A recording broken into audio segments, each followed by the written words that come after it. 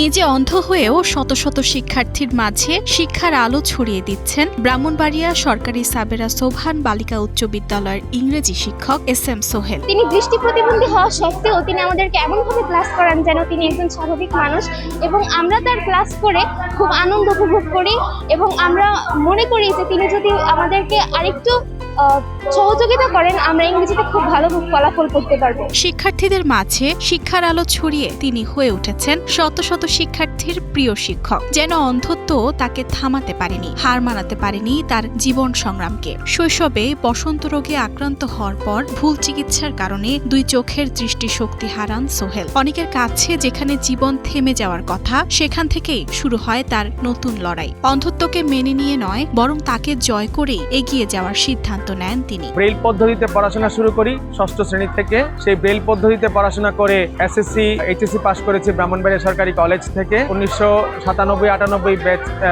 সেশনে ঢাকা বিশ্ববিদ্যালয়ে ভর্তি হই। বর্তমানে তিনি শুধু একজন শিক্ষক নন, অসংখ্য মানুষের জন্য এক জীবন্ত অনুপ্রেরণার নাম। আমি শিক্ষার্থীদেরকে শ্রেণীকক্ষে পাঠদানের জন্য তাদেরকে আমি অনেক বেশি অংশগ্রহণমূলক করানোর চেষ্টা করি। তাদের যে টেক্সট বুকটা আছে সেটা আমি তাদেরকে দিয়েই পড়ানোর চেষ্টা করি। শুধু কণ্ঠ শুনেই অনেক শিক্ষার্থীকে চিনে ফেলেন তিনি। মুখস্থ বলতে পারেন তাদের নাম। তার ক্লাসে থাকে প্রাণবন্ত পরিবেশ। কঠিন ইংরেজি পাঠও সহজ করে বোঝানোর দক্ষতায় মুগ্ধ শিক্ষার্থীরা। পাঠদানের পাশাপাশি সাংস্কৃতিক অঙ্গনেও সমান দক্ষ তিনি। সঙ্গীত, আবৃত্তি, উপস্থাপনা ও সাংগঠনিক কর্মকাণ্ডেও রয়েছে তার সক্রিয় অংশগ্রহণ। উনি দৃষ্টি প্রতিবন্ধী হওয়া সত্ত্বেও উনি যেভাবে কর্মস্পৃহা নিয়ে ক্লাসগুলি পরিচালনা করেন, আমরা আসলেই অবাক হয়ে যাই। সহকর্মীদের ভাষায়, চোখে দেখতে না পারলেও দায়িত্ব পালনে তিনি অন্য সবার মতোই স্বাভাবিক, আন্তরিক ও আত্মবিশ্বাসী। ওনার ক্লাস মজা করে উপভোগ করি।